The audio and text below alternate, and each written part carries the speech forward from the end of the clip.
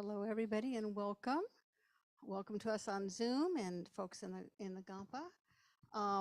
Venerable Robina should arrive shortly. When she does come, we will be offering a mandala, which is it's a offering of everything as wonderful as it can be in the universe, to make a request for the teachings. For folks who are on Zoom, there is a monitor in front of Venerable Robina's chair, so she can see our friends on Zoom, and it's a kindness to the teacher to turn your camera on so she can see you. It's also good to remember that you are essentially in the Gampa, so you want to behave on screen like you would in the Gampa, and not be wandering around and chatting and eating and so forth. And we're hoping to see her very soon, so thank you.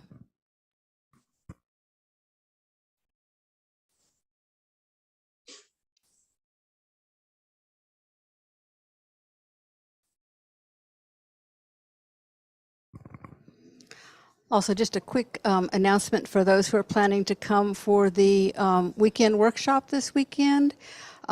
It's nice to bring your lunch, and we can stick around during the lunch break and all discuss what we have heard in the teachings in the morning. So please do make a plan to stay here during the lunch break over the weekend, and we can chat.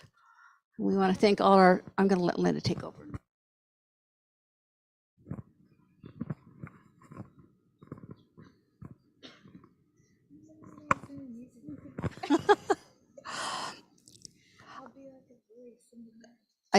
I jumped on Linda, so I'm not going to do that. So we want to thank all our sponsors who are helping to make Venerable Robina's visit possible. We're very excited to have her back here in person for the first time since before the pandemic. So yes, and to have all of you here with us for the first time since the pandemic. Sponsorships are very important, sponsorships and donations that help support the teachings. So we hope that you will take advantage of that opportunity. And if you do sponsor, there's going to be a little thank you event with Venerable Robina on Saturday afternoon. And sponsorships begin at $150, so don't miss the opportunity to do that. And the sooner you do it, the sooner you'll get the invitation to the little thank you, which is with Venerable Robina. So that'll be Saturday afternoon at 5 o'clock. We also welcome volunteers to help with all the little bits and pieces we need to do to get the Gampa ready for the teachers. So there are opportunities to sign up for that, and you can find the links for that on our website.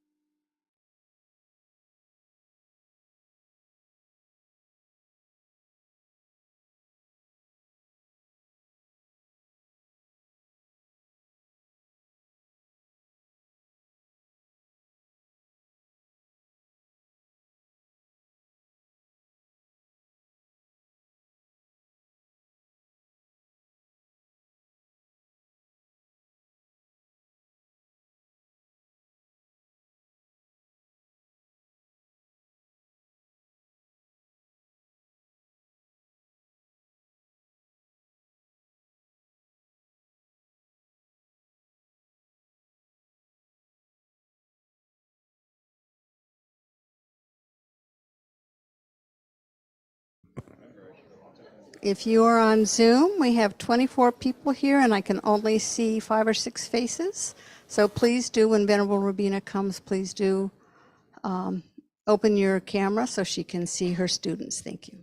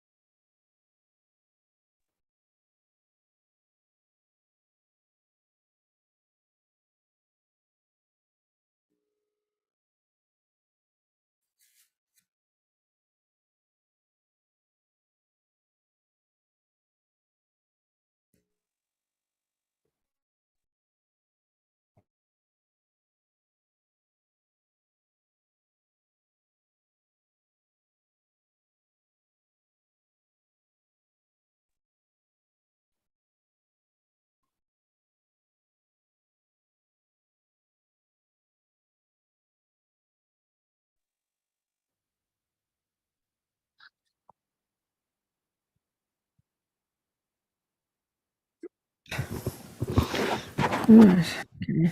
And if you do need to, That's move okay. my Don't worry. cough or Don't worry. something, No, this will yeah. just I tilt understand straight you. I up. understand. Yeah, I understand. Okay. I wish I could see the people closer, but I can't. Never mind. I can see all you people. Robert. Oh, good. Very auspicious. We're going to offer. Imagine we're offering representations of enlightened body, speech, and mind, and a representation of the entire universe as a request for the teachings. It's great meaning. It's a Tibetan thing, but it's got great meaning. It's very nice. Wonderful. That is. Okay.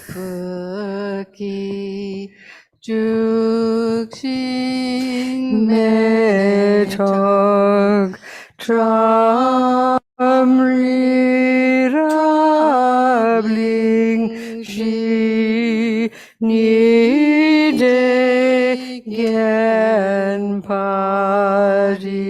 Pages pari 97 and 98. Sangye jingdu migte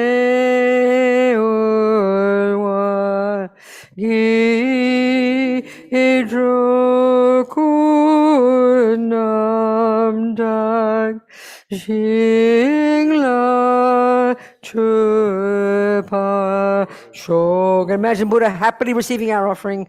Idam Guru Rashna Mandalakam Niryatayami. All right. Okay. So we're here to discuss Lama Yeshe's wonderful book called Mahamudra, How to Discover Our True Nature. And basically, it's a book about how to realize emptiness. It's a very particular meditation technique taught, it's been around for hundreds of years, was kept secret for ages, came from the Kargupas, I think, tracks back to Milarepa. And then in about the 17th century, the Panchen Lama, Losang Choki Gyaltsen, he wrote it down, this sweet text. So maybe between today and tomorrow, we might just read it for the impression in the mind. It's very nice. It's very sweet, short.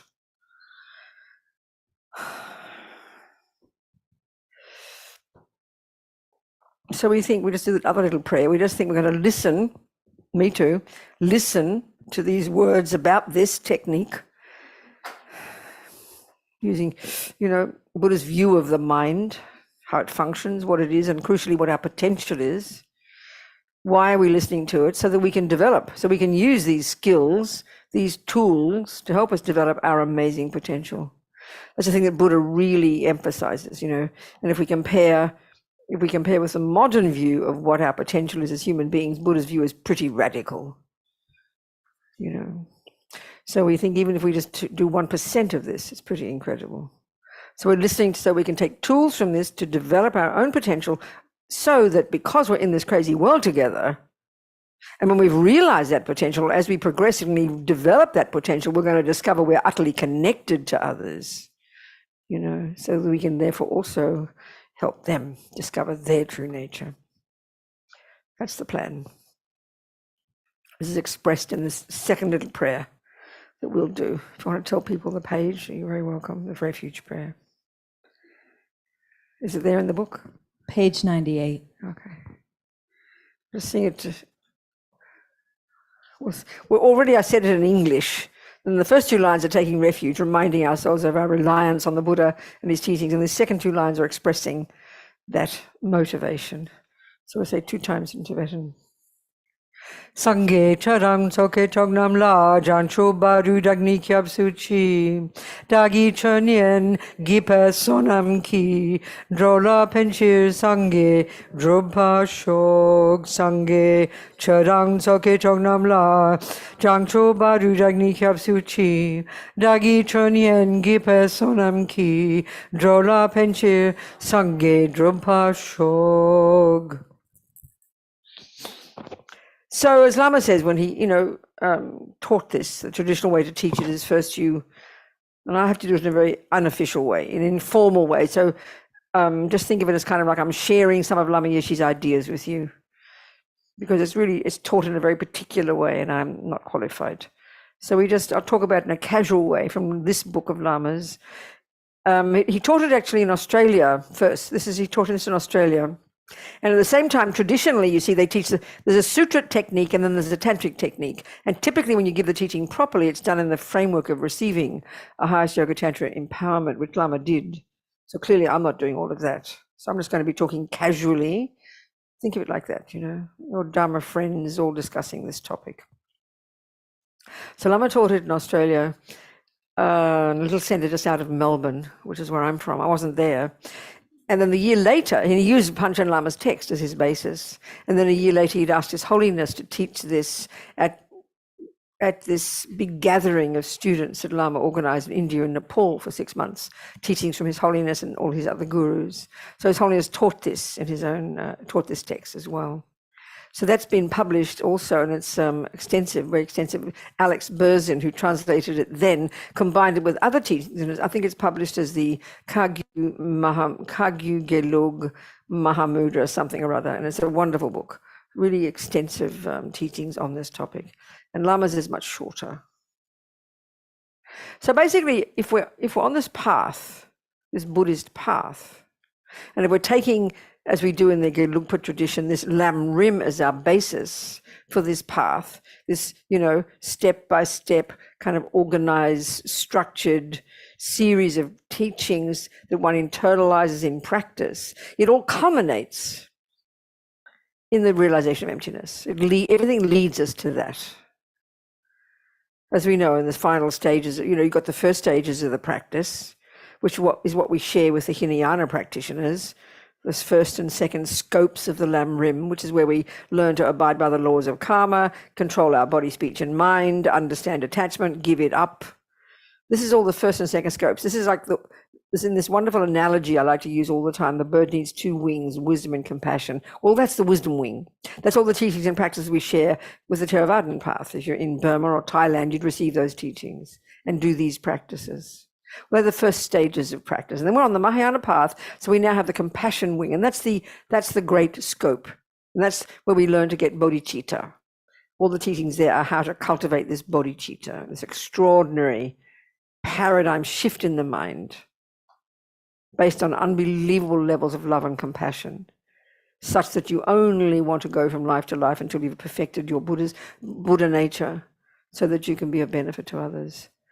So that's the path. And so the final stages of the Bodhisattva path, with the 6 perfections of the Bodhisattva, the last 2 of those, the first 4 are what you perfect in relation to sentient beings, the compassion wing, generosity, morality, patience, and perseverance. And then in your meditation, you perfect the last 2.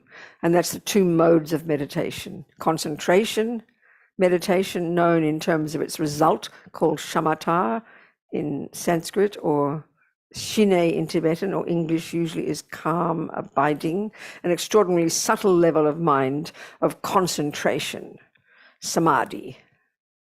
And then the last of those is that you use that subtle mind cultivated in shamatha meditation to get insight, vipassana, insight, special insight into emptiness. So the whole path is structured like that, organically leading you to each step. Like any body of knowledge, clever musicians have structured, the courses of how to become a musician. Mathematicians, everybody does the same things. How we learn everything.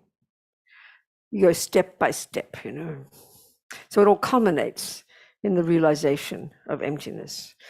And that's combined with the wisdom wing, and that's what Buddhahood is.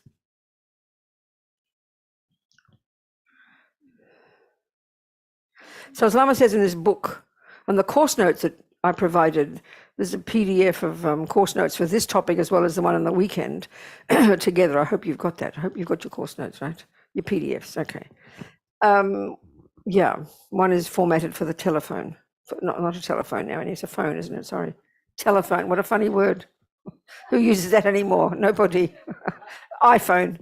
So so it's okay. So in there, there's actually quite a few of the chapters actually from Lama's book, but I really recommend you get the book itself, published by Wisdom. There's a little book. So basically, the essence of this is this: it's Mahamudra meditation is using the 2 modes of meditation that are taught in the Lam Rim, in the final stages. In Buddhism, there are 2 modes of meditation. One is the one that one is called, as I said, in terms of the result, it's calm, abiding. You've accomplished, and this is invented by these Indians well before the Buddha. As the Dalai Lama said, it was these amazing Indians more than 3,000 years ago who were the ones who began the investigation into the nature of self. I think we arrogant people in the modern world are now discovering this, these amazing geniuses well before the Buddha. We probably thought it was Freud 100 years ago who began the investigation into the nature of self. And these Indians have been at it for 3,000 years.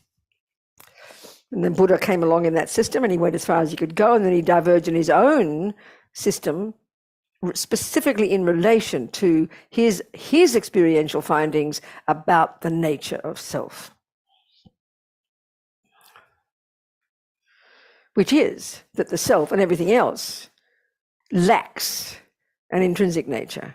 And why he tells us that, the Buddha, that's where he diverged, that specific point, why he tells us that self and everything else that exists lacks an intrinsic nature, is because he says that's the fundamental mistake. we make that keeps us bound up in suffering and samsara.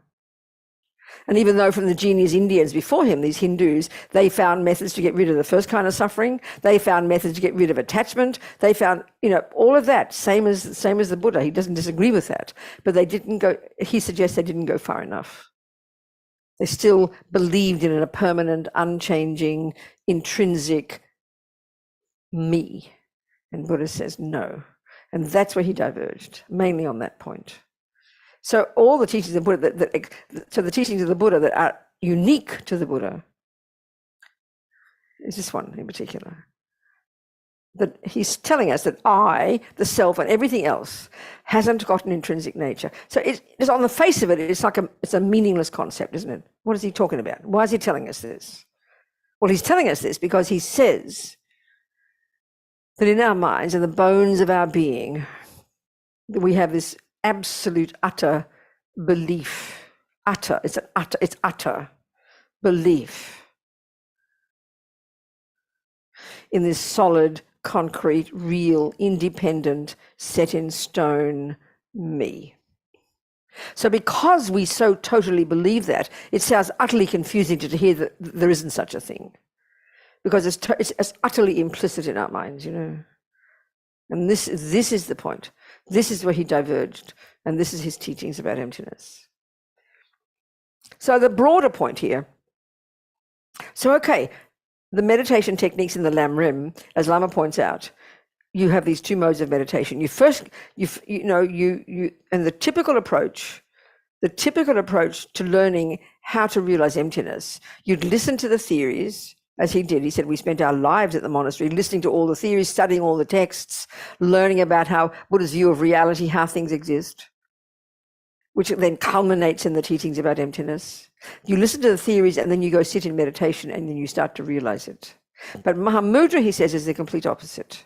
On the face of it, it seems very simple. It's using the same two modes of meditation, calm abiding and insight. Exactly the same, but they're used differently. We're going to discuss that. But the typical approach, you learn the theories first, and then you contemplate the meaning in meditation and the penny drops. And that's how we learn everything. It's how you go learn Bach, it's how you learn mathematics, it's how you learn cooking. You learn the theories and then you make the cake. You learn all the theories and you do arpeggios and your scales, and then you learn how to play Bach. So Mahamudra is just the same. Emptiness is just the same. You learn the theories and then you meditate and you get it. But Mahamudra is the opposite. So on the face of it, it sounds exciting, because as Lama says, in Mahamudra there's no dogma, no philosophy, no compassion, no this, no that.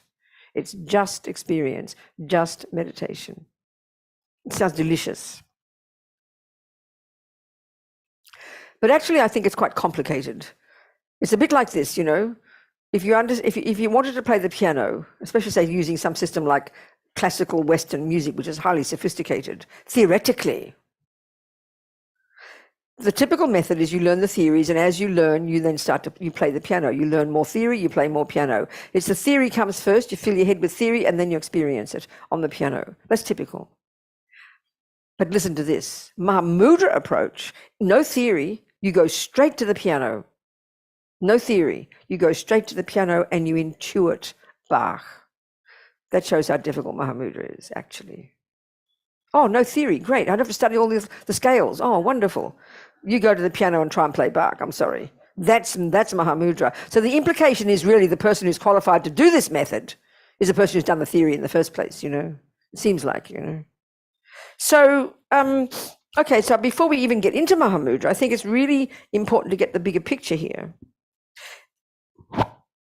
One way of really saying what Buddha's saying across the board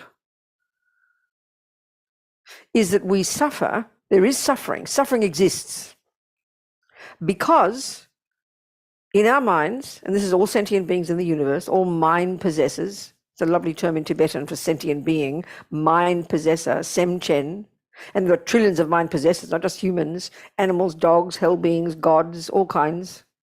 All suffering of all beings that exist, its source, its main source is in the mind. Now, this, on the face of it, is a shocking concept. You ask anybody, you ask a neuroscientist, you ask a psychologist, you ask anybody on our planet, your friends and neighbors and your mother and father, why are they suffering? You would not, nobody would answer that way. It sounds like a joke to say that what's in your mind is the main source. And of course, luckily, fortunately, it's the source of our happiness as well. That's the unique point that Buddha's making. So what he's saying is that in the mind, therefore, there are these misconceptions. There are misconceptions in the mind broadly about how things exist, not just the final one, emptiness, but we start, well, you first junior school, entry level, grade 1 in the Lam Rimas, you learn about impermanence. So why is Buddha telling us that things are impermanent? Because we think they're not. We have wrong views, we have misconceptions that grasp at things as permanent, grasp at things as unchanging. And then we learn about karma, the law of cause and effect. This is the biggest shock. We learn that actually our consciousness, which is not physical, came into this life programmed with our own tendencies. We thought they came from our mother or father or God. No. Mummy and Daddy gave you a body, how kind. They do not give you a mind. So Buddha's views are so different. First of all, if it's true that what's in our mind is the source of our happiness and suffering, we better be clear about what the mind is. So your mind is not your brain. It is not a function of the brain. Not trying to insult neuroscientists, but you could argue that what's in the brain, at least at the grosser level of mind, is a physical indicator of what's in your mind. Put it that way. That's good enough. But that's just the grosser level. Because Buddha asserts mind is not physical, not a function of the brain. It is not the handiwork of mummy or daddy. It's not the handiwork of a creator.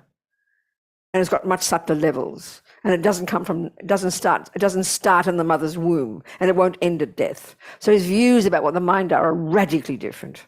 And of course you can't prove it immediately, so you have to take it as your hypothesis. And that's what we're discussing here. So your mind is your own. What comes in, so in the view of karma is basically that whatever you think and do and say programs your mind and produces the person you become. The person you come into this life as is the person you produced. We are our own creator, as His Holiness says. It's a very, very shocking idea. Not at all what we think. We all think we didn't ask to get born. We all think it's not our fault. We all feel like a victim. Someone else did it to us. Someone plonked us on this planet without consulting us.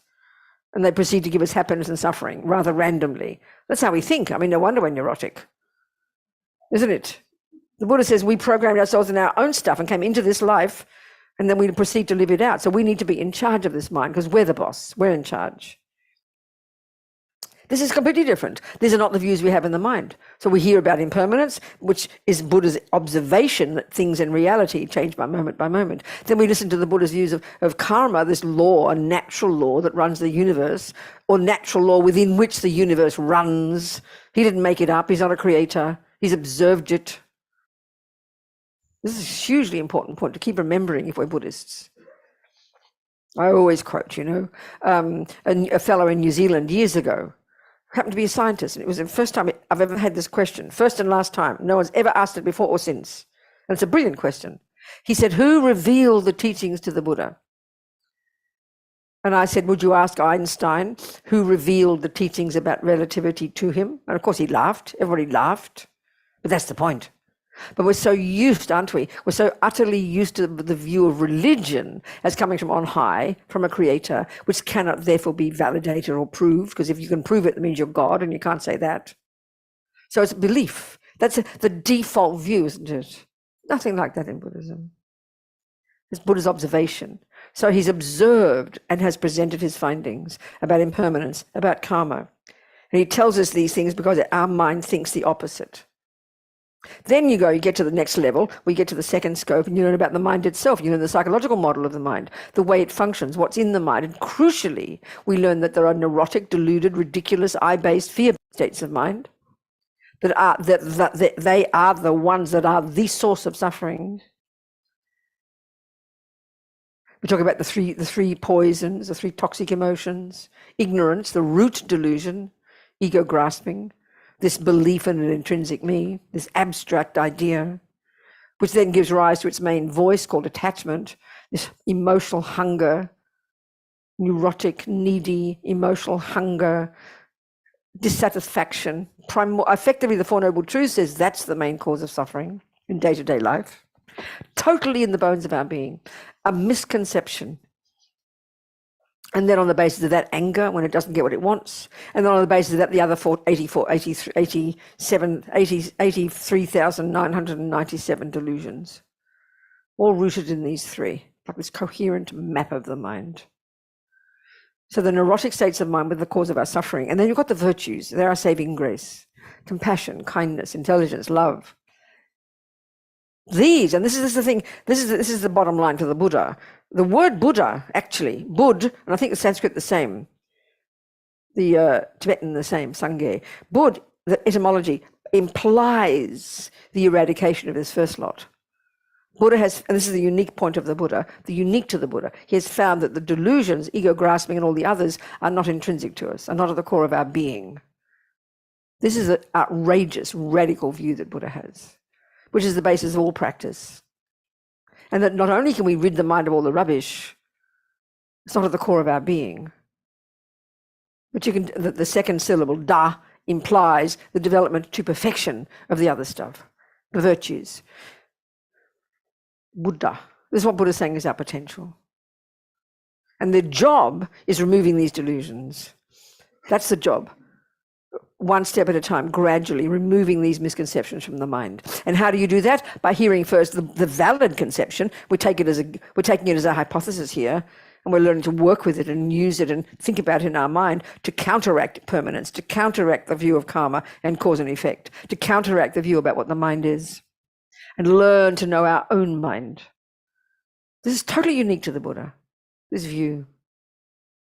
And we know in the West, in psychology, wonderful systems, good people, therapists. We have a mental problem. We look for the cause. Naturally, you're going to find the cause of a problem. And as far as we're concerned, the outside world is the problem. So when I ask you about your problem, you'll describe your boyfriend's actions. When I ask you about your problem, you'll describe your chemicals or your DNA or your brain. We'll describe the external, which is true. Your boyfriend did punch you. People saw it. That's all we describe. The Buddha's view is so precise, it's hard, even as Buddhists, it's hard for us to do it because we're so addicted to the external one. But the Buddhist points to what's in the mind. Points to karma, second noble truth, two causes of suffering, past karma, and then what's in the mind. So you solve the problem of your suffering, not by removing yourself from your boyfriend. That's sensible. Get out of his way. He's a maniac. But meanwhile, change your mind. Purify the karma and identify the delusion in your mind that is a response to that punch. This is kind of shocking. It's too hard to hear this. So we start to learn this properly in the middle scope. The first scope, you control your body and speech. You control the servants of your mind. You don't harm others. Then you control the mind itself. This is intense. When you deal with a mind in Buddhism, you're not discussing your husband or your father or your brother or the Catholic Church or the people who did things to you. That's not the discussion. You're discussing the actual cognitive process itself. And you're labeling exactly all the thousands of thoughts in there. That's the job of being a Buddhist. All this is preparing us to get to Mahamudra, Then you get some renunciation of suffering and its causes. As Lama Zopa says, you've got renunciation, when just the thought of another moment of attachment is so disgusting, it's like being in a septic tank. That's renunciation. Now you get to compassion wing, and now you start to develop equanimity, love, compassion, great compassion, which culminates in bodhicitta. Then you do the six perfections, and then you get to emptiness. That's the way it's structured. Of course, you can do that first, doesn't matter, but this is the organized structure, organic, internal, step-by-step approach. So everything prepares us, in other words, to get to emptiness. This is why Mahamudra is actually so advanced. But why it's so special? Okay, Lama says, why it's so special, because the object of meditation, the two modes of meditation, just the same as any other time, the two modes of meditation, concentration and then insight. Mahamudra involves these two, but a completely different approach. So Lama says the way the Mahamudra technique is structured, because the object of concentration, that's what we're going to talk about, because the object of concentration in the first mode, shamatha, there's an object of concentration, is not the breath, it's not a deity, is not a concept. It is the mind itself. And Lama talks about how Tsongkhapa says there's something so extraordinary about the mind itself, which is why we have to have at least a theoretical understanding of what Buddha says the mind is. That there's something about the mind that so, once you start to get the taste of even the first level, the conventional nature of your mind, its clarity. There's something so special about the mind. It can easily lead to a realization of emptiness. So, okay, Mahamudra then is essentially a method of realizing emptiness. Finally, of realizing the emptiness of the mind itself. You start with trying to realize the emptiness of the self, and then it leads you to the realization of the mind itself. Self first, then the mind. In other words, the classic approach of the two types of selflessness. The selflessness of person, which we first realize, and then you realize selflessness as a phenomena. And an example of selflessness as a phenomenon which isn't the self, is the mind. It's a very specific approach.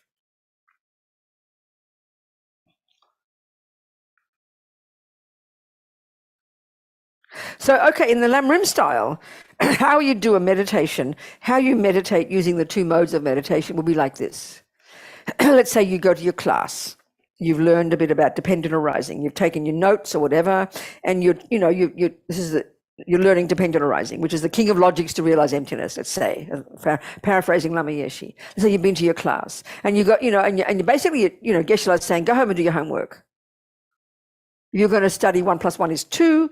Little girl, your teacher says, go and do your homework. Well, if your teacher's a Buddhist, she'd say, go home, Robina, and sit down on your chair and get some single point of concentration first. And then I want you to go to the second mode of meditation, and I want you to do some analytical meditation, and I want you to get an insight into the fact that 1 + 1 is 2. That's what she'd tell you. It's exactly what you're doing when you use the two modes of meditation in the Lamrim approach. You'd go home, you go home, you get some focus first. You do some single point of concentration to the degree that you've accomplished it. Might be very little, maybe a lot.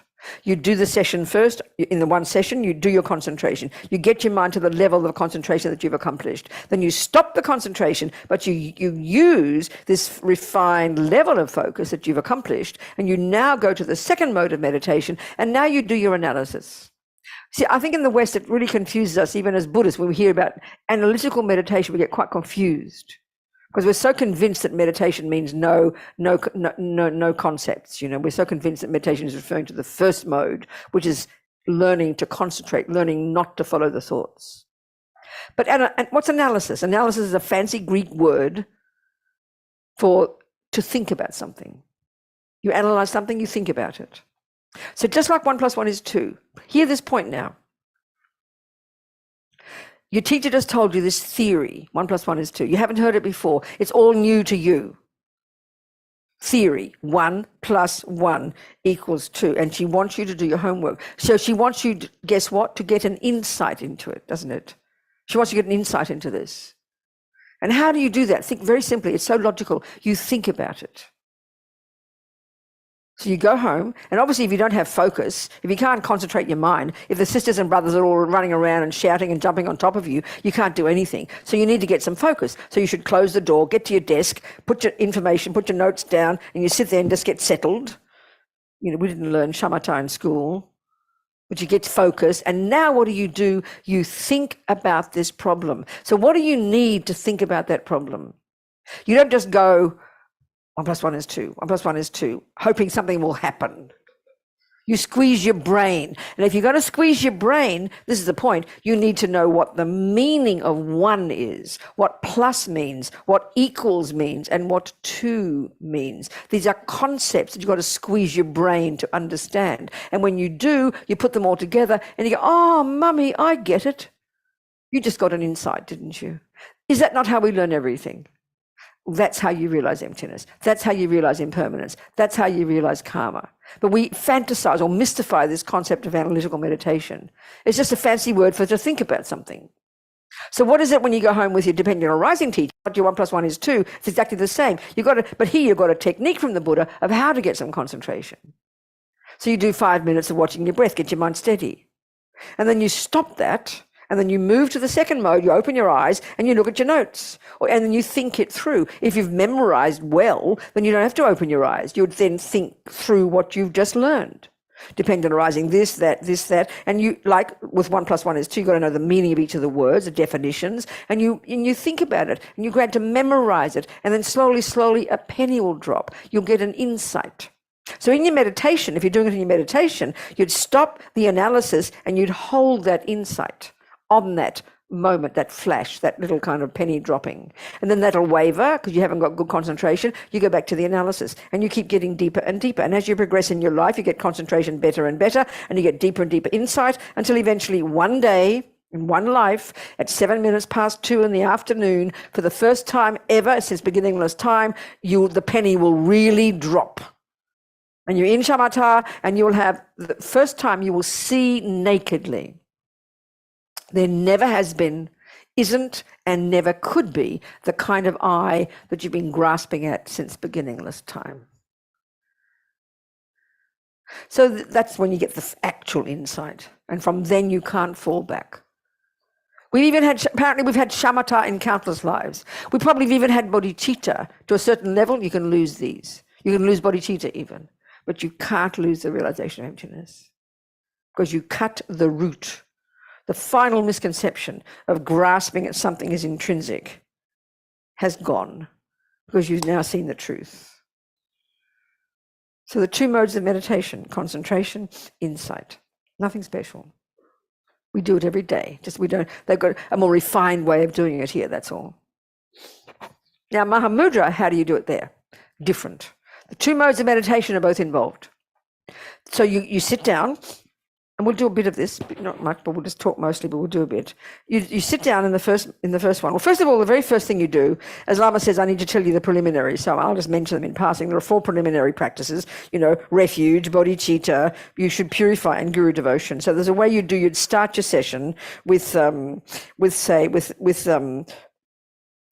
visualizing, say, Shakyamuni Buddha. Lama does that, very simple, sweet guru yoga practice. And then you would do the 9-round breathing meditation to make the mind neutral, as they say. It's a very sweet little meditation. We'll do that maybe before we finish. And then you would do your session. And the first one, the concentration mode, the object you're going to concentrate on, like I said, is not the breath, is not a deity, it's not a concept, but it's the actual mind itself. So the actual object of concentration, once your mind gets steady and settled, is called the clarity of your mind. And that's the definition of the conventional nature of mind. So this is pretty abstract to us, because clarity doesn't mean clear thinking. It means the non-physicality of your mind. Lama talks about this. I'll just read from Lama sometimes. It's the best way to go. So the object of concentration is the clarity of your mind. But how you start, you can't find that. That's already subtle. So you start with concentrating on whatever pops up in your mind. That's the object of concentration in Mahamudra. And this is the point. The second mode, this is the thing, in the sutra, in the enlightenment approach, you stop the concentrating when your mind is ready, and now you go to the second mode and you do the analysis. Here, different. You stay on the mind. You never move from that. No matter how subtle your mind gets, you never move from single-pointedly focusing on the clarity of your mind. So at some point, as Panchen Lama says, when the mind is stable in that concentration, most of us won't get that far, but we can try. You'll a subtle awareness. It's sort of like looking out of the corner of your eye. You never waver from focusing on the mind, but there's subtle awareness, like a fish moving in water like a little fish moving in water without disturbing. So this subtle level of awareness or subtle wisdom, and Lama beautifully calls it your mindfulness fish. Never forget, as long as I live, your mindfulness fish. It's like watches. This is the insight mode. You're staying on you never vary from the mind. And then the subtle part of your mind is watching like a hawk to catch the way the intrinsic I appears to you. So that's a total puzzle if we don't know what it means, isn't it? What do you mean? I appears to me, you know. But that's Mahamudra meditation. That's how you do it. That's the technically, that's it. I mean, more to it than that, but essentially it's it. So it's different from the first lot. One, you do your concentration, you stop, and then you go to the second mode and you do analysis. Here, you're using the two modes of meditation, but the insight level, there's no analysis. It's just observing. So the example Lama gives, and it's really true, and I'll use an example we would use. If you're driving on the freeway, or any road, especially a freeway, when there's 6 lanes, frantic traffic, you know that you are single-pointedly concentrating exactly on the car in front of you, exactly what you have to do. You cannot waver for 1 second. You'll crash and die. But you know perfectly well, out of the corner of your eye, basically, you're seeing all the other traffic, aren't you? You see what's going on. You know, it's all part of you. It's in your sort of peripheral vision. That's what it is. This subtle mindfulness fish is like in your peripheral vision. So you stay on concentrating on the mind. You never move from there, ever. And then this subtle wisdom goes out, checks to catch the way the independent I exists. That's essentially the technique, you know. So the broad point I'm saying, which is so important to understand in the Buddha's teachings, is that Buddha's saying that, you know, ignorance, the root delusion, it's not the only one that's a misconception. That's how they frame those words, all the time talking about it as a misconception. But all the views, grasping at permanence, not understanding cause and effect, having a view of the mind that it came from here, it's that or it's this or it's something else, or it's your brain. All those are misconceptions, Buddha says. And they're leading you up a garden path. And it's having these misconceptions, living in these misconceptions, that is the source of suffering. And that's not abstract. You know, if you really, these misconceptions are like, if you really believe, okay, attachment's a misconception. These are the emotional afflictions, the emotional ones. Attachment is a misconception. At the bones of its being, it's a misconception that exaggerates the deliciousness of something. Aversion or anger is a misconception that exaggerates the ugliness of something. Low self-esteem is a misconception that exaggerates your bad qualities. Arrogance is a misconception that exaggerates your good qualities. Every one of the delusions, these misconceptions, these emotional afflictions, as well as the misconception about karma, no creator, and all the other views that are philosophical views, they're all fundamentally misconceptions in the bones of our being that we have believed in for countless lives, to the point that things now even appear to us to be that way. Bad enough we see the world wrongly, as Lama Zopa says, but the worst thing is we believe it's true. It appears to us like that. That's how deep the misconceptions are. So it's a bit like you've got $50 note, but for so long you have believed it's 500. Automatically, you just don't believe that's 500. You see 500. So naturally you build up all expectation. You're going to get 500's worth. And what will be the result? You'll be bitterly disappointed when you only get $50 worth. That's the delusions. That's why we suffer. It sounds so cute.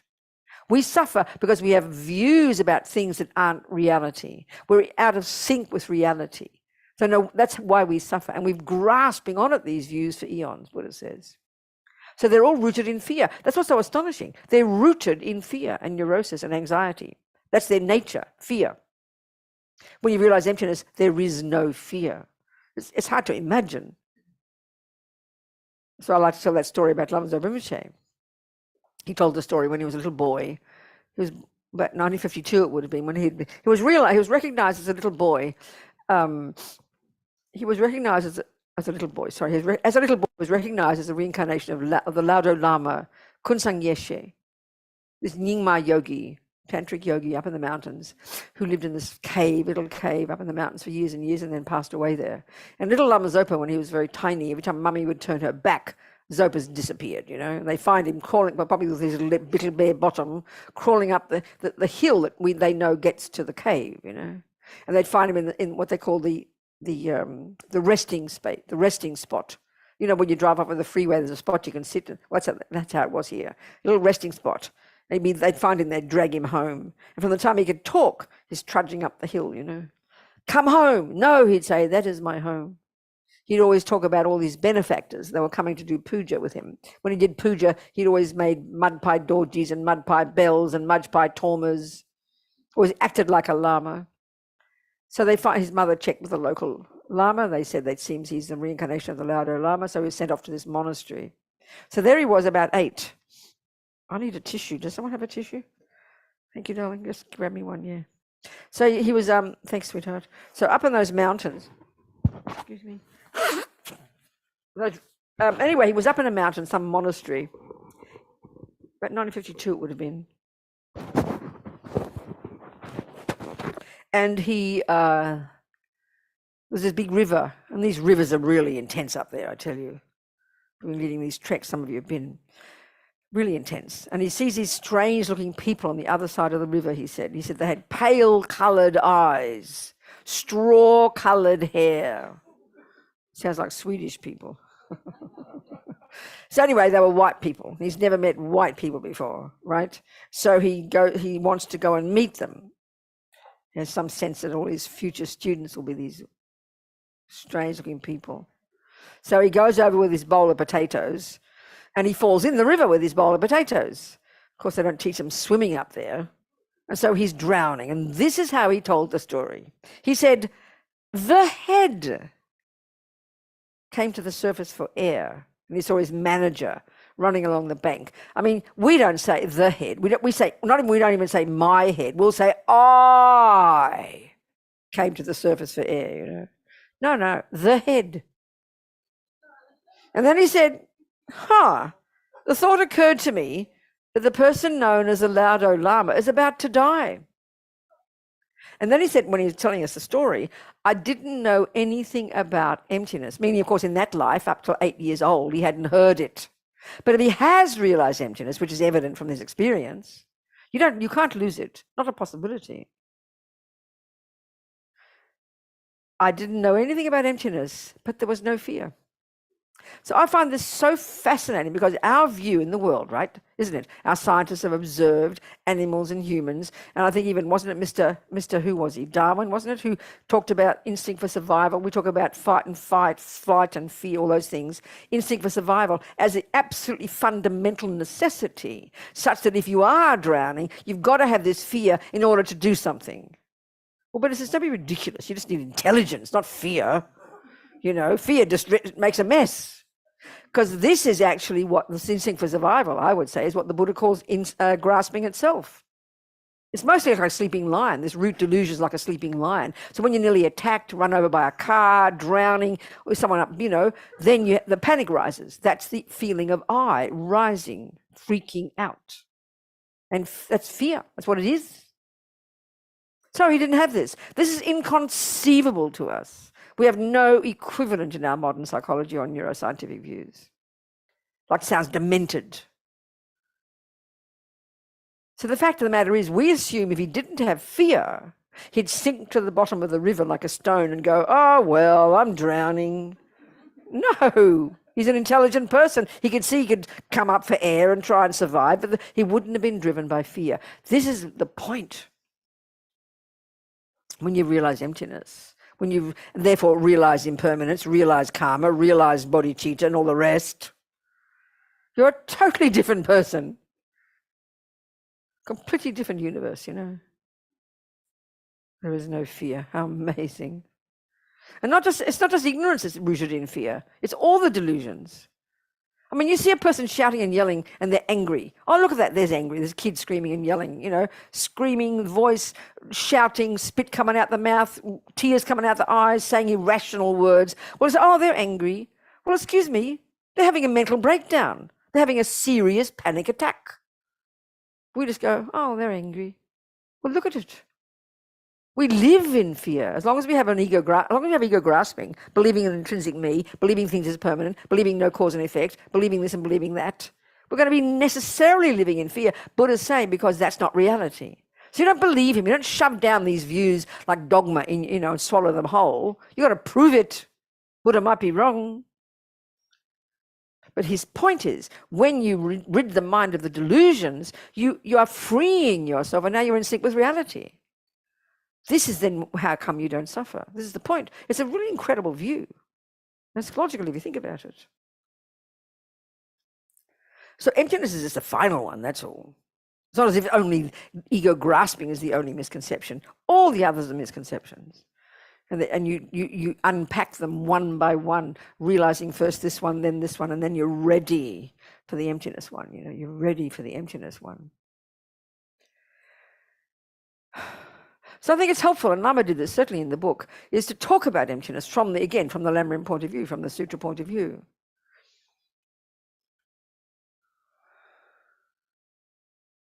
So the concentration.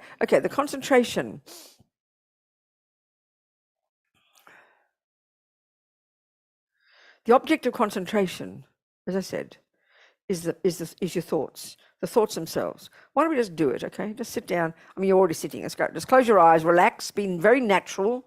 Be very natural. Relax. We'll just do the 9-round breathing first. Steady our minds, supposedly, you know, get them to a neutral state, they say. So we'll just do a couple of these 9-round, maybe one lot. So basically, as you're breathing out through your right nostril 3 times, you imagine all your yucky attachment, neediness, expectation, possessiveness, dissatisfaction energy, like yucky smoke, disappearing disappearing, breathing out, peering into space 3 times through the right. Then through the left, you visualize, imagine all your anger, aversion, irritation, upset, frustrated energy, always finding fault, you know, anger, disappearing like yucky smoke through the left nostril 3 times. And then 3 times you visualize both nostrils, and it's all the ignorance, indifference, uncaring, kind of narrow-mindedness, fundamentalism, attachment, aversion, ignorance. 3 times through the right, 3 times through the left, 3 times through both. And then you can add to it a nice component. When you breathe in the opposite nostril, you breathe in all the opposite energy, like all the blissful, joyful, you know, contentment energy of the opposite of attachment through your left nostril, like blissful light coming in and driving out the attachment. And then swapping over, the blissful light coming in through the right, driving out all the anger through the left. And then ignorance both. Just do your best at your own pace. Don't force the breath, but just focus on these, you know, the breath itself, but with these views added to it, you know, wanting to breathe out the attachment, breathe out the aversion, breathe out the ignorance. Very relaxed, but focused. If you forget what you're doing, just start again. Be very natural.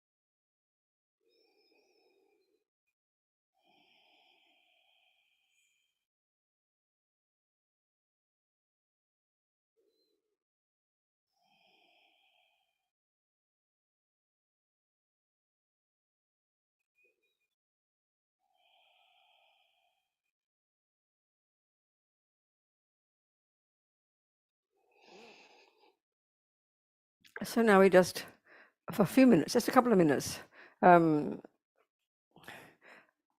strong determination, just we're going to pay attention. There's various parts of our mind, various mental factors. Forget the delusions and forget the virtues, not those. I like to call these the mechanical parts of our mind. The concentration, intention, attention, discrimination, mindfulness, which simply means remembering what you're doing. So basically attention is watching. Just decide you're going to pay attention to whatever pops up in your mind. You're not going to make comment. You're not going to discuss with it. You're not going to get involved in it. You're not going to follow it. You're simply observing. That's the job. Instead of the breath, you're watching the mind, the thoughts, which is more abstract initially. And then mindfulness is this part that's kind of like watching. And then every time your attention wanders off, mindfulness brings it back to just paying attention. So that's the job. Do your best. Determination, just for a few minutes. Just simply observe whatever pops up in your mind.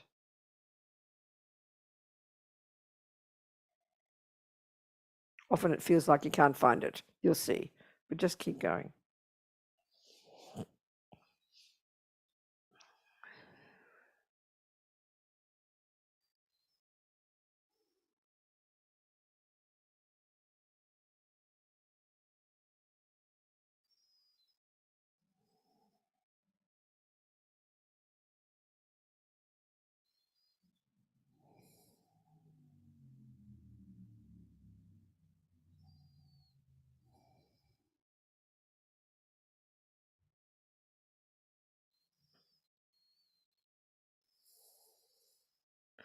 Just let the thoughts come and let the thoughts go. Just keep focused. Don't space out, but relax at the same time.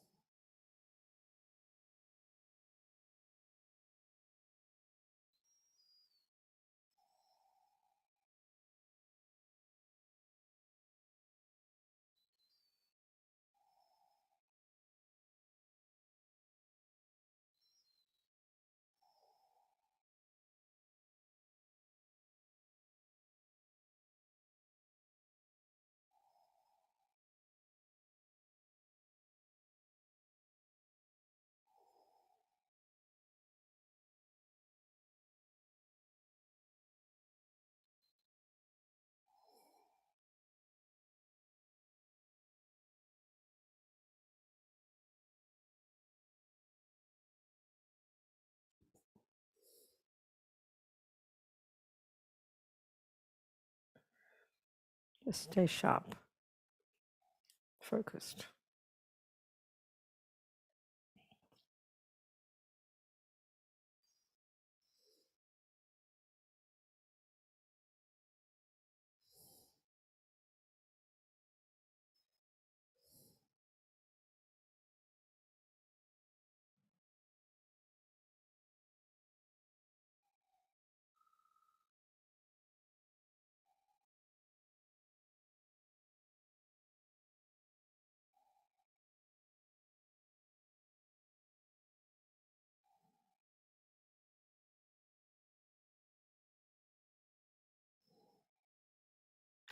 So relax now. It's 3 or 4 minutes, that'll do. Better to have 3 quality minutes than 20 minutes spacing out.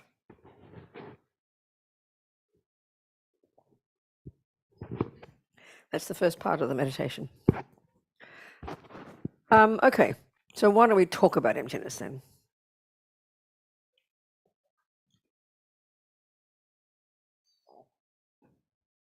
It's a really particular way of talking, okay? So I like to in ordinary life we use the term we'll say something's empty. Well, if I go to my cup, isn't it, to drink my tea, my water, I'll go, oh, my cup's empty. This is a really good point. This is an important point. You listen. Who is the person who'd say their cup's empty? Only the person who's expecting tea. You think about this, isn't it? If you believe there's $5,000 in your bank, You know there's $5,000. You're expecting $5,000, and you'll get a big shock when you see a zero, because you're expecting $5,000. You're expecting T. So that it's not just, oh, this is the point. This is the key thing I'm trying to get to. First of all, it's not, oh, there's nothing in my cup, like as if you expect an elephant or something. It's not like nothing. In other words, it's not nothingness. You're not saying, well, there's nothing in my cup. You're saying very specifically, there's no tea in my cup. That's what you're saying. And so what you're observing, the name of the phenomenon in your mind is cognizing, is not nothingness. It's the absence of tea. That's quite different. That's not nothingness. It's quite different, you know. If you ask me to look in your bank, and I'll tell you the truth, that in fact there's zero there. That's nihilism. That's nothingness. There's nothing there, Robina. But if you look in your bank with your expectation of $5,000, what you will see, what you'll cognize, like I said, it's not just merely nothing. You'll cognize the absence of your precious $5,000. They're very different phenomena that appear to the mind. So emptiness, one of the biggest mistakes within scholars, when you read about it and we hear it, we can't help but hear when we hear there is that there is no independent I. The independent I is empty, is not existing. We can't help but hear there's nothing. It's not like that. And once we even intellectually get that the absence of something is not merely nothingness. And it has to be, I mean, even the yogis, the point about the yogis, when they finally realize emptiness, they're not discovering there's nothing there. They're discovering the absence of that precious thing they've been believing in since beginningless time, the independent I. So it's a rich thing to cognize, not like nihilism, but we can't help but hear it intellectually as nothing. That's just a really important point to remember. It's the absence of what you thought was there. Of course, the absence of tea and the absence of $5,000 are disappointing absences. The emptiness of the I, the greatest yogis, Lama Zopa says, have utter joy when they discover the absence of what they thought was there. The independent I that never exists in the first place. So it'd be a bit like if you go to Robbie and he tells you got cancer. So you're freaking out completely. You've got cancer. You just got married. You got kids. And suddenly your life is collapsing. You're freaking out. You're saying goodbye to everybody. You're getting used to knowing you're going to die. And you go back and he says, "Oh, I'm sorry, I gave you the wrong X-rays."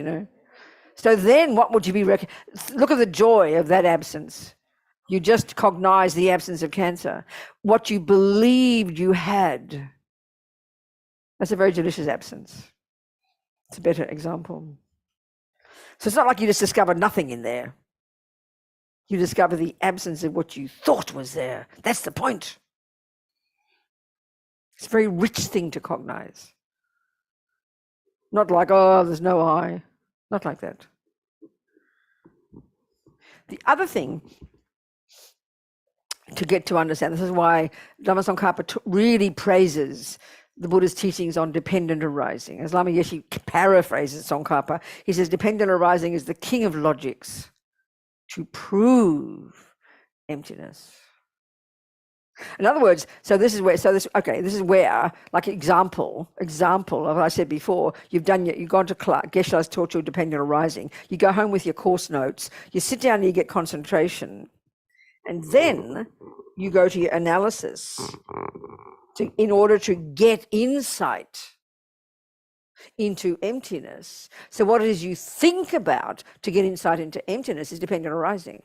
So the two truths is the best method, the king of logics. So you don't got to go, everything's empty, I is empty, there's no I, empty. That's ridiculous. You think about dependent arising, which leads you to the insight of emptiness. That's the typical approach. That's not the Mahamudra approach. So the best way to think about, to study, the king of logics is dependent arising, the two truths. So what that means is this: Buddha's basically saying, hey guys, I'm sorry, you're up a creek without a paddle. You're lost. You've lost the plot. You're not in touch with reality. You're living in la la land. This is why you suffer, babe. So he says basically everything that, as Lama Zopa says, everything in the out there appears back to us wrongly. Lama talks about this in the book. It's very sweet, very nice, very tasty, the way they talk about the mind. Mind is like a mirror, Lama says. Mind is like a mirror. This is quite powerful, actually. It's not how we think at all. And mind, our mirror is, and whatever appears to the mirror of our mind, which is the entire world every day, is appearing to us according to what's in the mirror. So if the mirror's dirty, full of anger, let's say, your mind is full of anger, it's obvious the world will appear to you in a very particular way. Your description of the world will be through the medium of anger. Look at those disgusting people. How dare they do that? Who do they think they are? If you've got patience, if you've got a cleaner mirror and your mind is more fixed, has got patience, your description of that event will be so different. We all know this. So the mind as the mirror is a very powerful idea. We don't think that. And all the time, it's causing things to appear wrongly to us. That's another way of saying it. There are misconceptions there. So we're never in touch with reality at very many levels, like I said before. So if it is true that we're not seeing things clearly, then then we have to first establish things conventionally. We establish what exists, we label it, we define it, then we all agree upon that is that, and then we proceed to describe how it exists. But we've got to first get things right conventionally. And you could argue the entire Lam Rim is presenting conventional reality to us. We suffer already because of no understanding karma. We suffer because of not understanding permanence. We suffer because we've got a wrong view about what the mind is. All these things we already forget about emptiness. Forget about the root delusion. We suffer because of the other delusions. So one way of saying what the Lam Rim is sorting out conventionally even what exists. Already by that point, you're going to be a blissfully happy person. You're in touch with reality, at least conventionally. So here we want to discuss what exists and what doesn't. So the first thing is we establish what exists conventionally. Well, here we say that. What's that, mummy? And she will say, that's called a mug. The label is a mug or cup, whatever. But no, that's not enough. You now have to know, what is it? You'll say, what is it? And she'll give you a definition. Definition has two parts. The first part tells you its conventional characteristics. It says, can you see, sweetheart? Flat-bottomed, clay, container. And you'll see that, but you're still not happy because this is the crucial piece. You need the second piece of the definition, its job. Its function, even its meaning. In other words, what's the meaning of that, please, mummy? Oh, darling, it holds my tea. Now, don't believe her. You'll believe anything anyone tells you. I mean, look at the world. Look at the conspiracy theories around. Everyone will believe everything. Isn't it? So she has to prove it, please. She has to prove it. Get your tea and pour it, and then you'll see it fits the definition. But still don't be happy. You still got to prove more. You've got to check that in this world that we know, there's no other definition of this type of phenomenon that contradicts that. Now we're on the same page. Now we're all in agreement conventionally. Already would be blissful if we got conventional reality clear. And now we have to proceed to describe how it exists. Ultimately. So you start with conventional. This is crucial. So then you think about the dependent arising of the cup. Because you see, ego grasping believes in an independent cup, believes in a cup that's independent of causes, independent of parts, and finally independent of the mind calling it that. The three levels of dependent arising. Well, there are thousands of ways in which things exist interdependently, but these three ways are very specific that Buddha is arguing with the prevailing views before that. The view that there is no cause and effect. So let's here forget the cup, but the same logic. We'll describe the phenomenon called I, me, person, self. They're all synonymous. We're one of those type of phenomena. We're not a cup. We're not a toilet. We treat ourselves like one, but we're not. We're a person. And I forget the definition of a person, but close enough would be a mind possessor, a sentient. We're a sentient being. It's not quite exactly right, because a Buddha is also a person, but it's not a sentient being. So it's, splitting hairs here. So we'll just say, I forget the definition of a person. But let's just say sentient being, a mind possessor. So we're one of those. We're a mind possessor, but specifically person. Okay. So one of the views is that and this is the Hindu view, calls it an Atman, a self, a permanent, unchanging, uncaused entity that isn't a body and isn't the mind. The Christians call that a soul. The Greeks call it like an essence or something. And Buddha is saying we instinctively hold a view that there is such a thing in here. So that's a grosser level. And kind of like I'm mixing these two views a little bit. The next one, the one I want to discuss here, the one we need to discuss, is that we believe this, because of this ego grasping, this ignorance, this root delusion, this maripa, we believe in the bones of our being implicitly, intrinsically, automatically, utterly, beyond intellect, because it's been so long in our mind, that there is in here, like my friend Pende says, walking hand in hand with all the other bits and pieces, a very special piece called I. It's like an owner. So what we have to do, Buddha says, he's telling us there isn't one. That's not enough. We've got to. That's why in the Lamma and the Tikta 4-point analysis, you have to use logic to argue with that misconception, to prove there is not such a thing. So the Buddha would get us to look for it. And here in Mahamudra, even one of the first levels of the meditation, you start checking, where is the I? You're sort of watching, because we believe, utterly, our language expresses that. So one of the arguments, philosophically, and it sounds absurd in the beginning, but it's really crucial, is that if something, they call it one and many, if something exists, it has to be one thing, or more than one. This sounds very silly, but you listen. It's a really good logic. I say, I'll give an example, always the same example I use. I'll make a statement, okay? I have a cup and a lid. That'll do. I have a cup and a lid. Now, how many phenomena did I say? Well, I said 3, didn't I? 3 nouns, basically. Well, I's a pronoun. Phenomena are like nouns. I said I, that's number 1. 2, a cup, 3, a lid. That's 3 phenomena. So if you look over here where that noise came from, my voice, you'll see immediately, because you know the definitions of these 3 things, you will recognize there are 3 phenomena that are independent of each other, meaning that don't exist, don't depend upon each other for their existence. My lid can break. The cup doesn't have a panic attack. It still holds its tea. Robina can drop dead. The cup is fine. The lid is fine. In that sense, they're independent of each other. They don't depend upon each other for their existence. It's pretty straightforward. And they're separate. It's pretty straightforward. So I'll say to you another statement. I have a nose and an ear.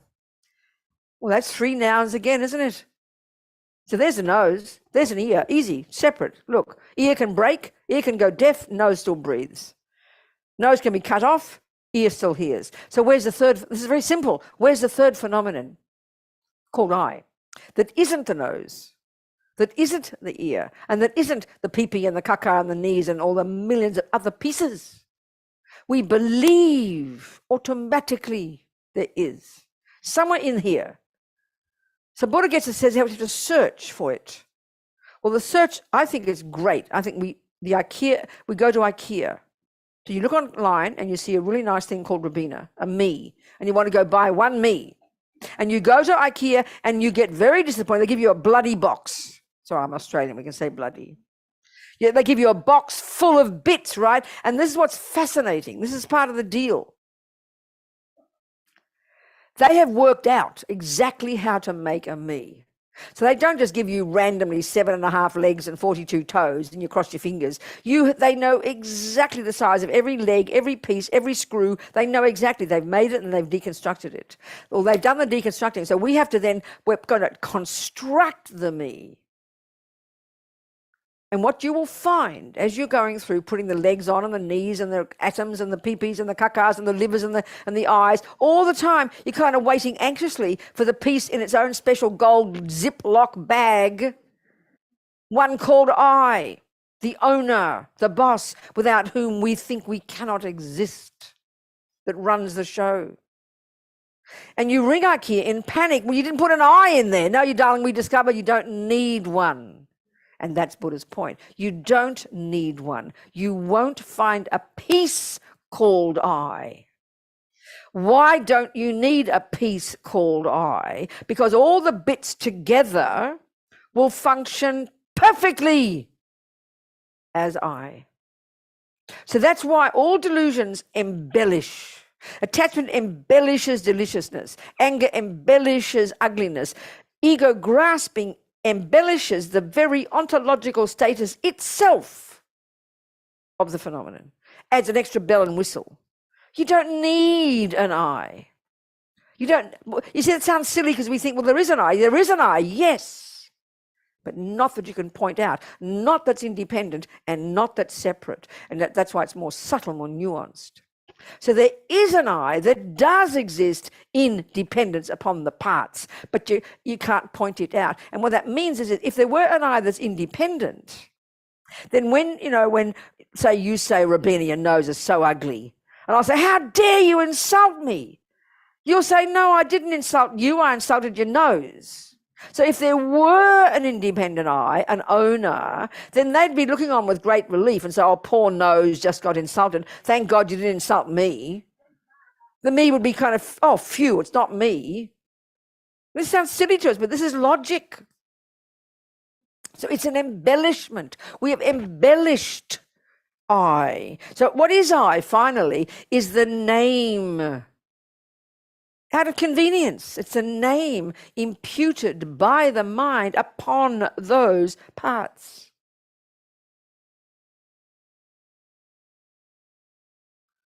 Because each part that's there, this is a really good analysis, has to have a role. Everything we point to, we think there's an intrinsic thing there. So we say a hand has 5 digits. Well, that's assumption there are 5 digits plus a hand. No, where's the hand other than the parts? It's a label you use to refer to this piece of the body. And each piece does its job. You don't need the boss hand there to run the hand. The little finger will do its job, and the pinky will do its job, and the ring finger will do its job. They're not going to argue, go away, you're doing my job. They all do their job nicely to work perfectly together to function as a hand. The whole universe is like this. That's why we don't need a creator. A creator is an embellishment. Buddha agrees with omniscient mind, infinite wisdom, infinite compassion, but he doesn't call it a creator. He says everybody can become one of those. The world doesn't need a creator. We do fine creating our own mess, and we do fine creating our own happiness. Because philosophically, it's the same argument. The view of a self is the same argument as a creator, something intrinsic and like who runs the show. And so people think, I'm not being rude. I mean, if you're Hindus, not Hindus, Muslims would say, for example, so their argument, nothing wrong, not trying to be rude, that the world is so amazing it needs an architect. That's the view of a creator. Now, I'm not complaining. It's a better view than having a nihilistic view. At least you have some faith and devotion. But Buddha says we don't need creating. We do it ourselves, which sounds so shocking. That's emptiness. That's why karma is rooted in emptiness. That's karma is a perfect example of the first level of dependent arising. Cause and effect. Cause and effect implies emptiness. Karma implies emptiness. Karma implies no creator. It implies it's dependent arising. So our first level, entry level, junior school, grade 1 karma, explicit teaching is to abide by the laws of karma, don't cause your future suffering. But implicitly, it already starts to loosen the grip of ego grasping, because it's a brilliant example of the first kind of dependent arising.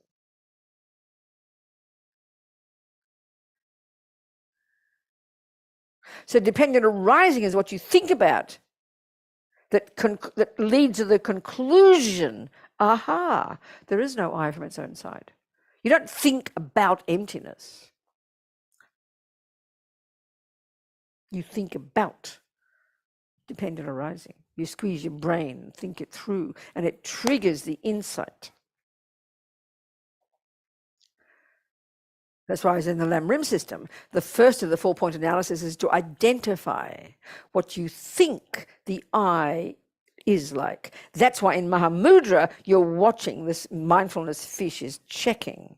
When the mind is more steady, as your mind gets more subtle, this is the point, you can't do it when the mind's so agitated. When the mind gets more subtle and you start to really cognize the clarity of your mind, its conventional nature, then the mindfulness fish can be watching so carefully. And as Lama Yeshe says, when you've identified properly, when you've identified exactly the way the I appears to us, which is to say independent, once you've seen that, right there, you'll recognize its emptiness. Right there, that second.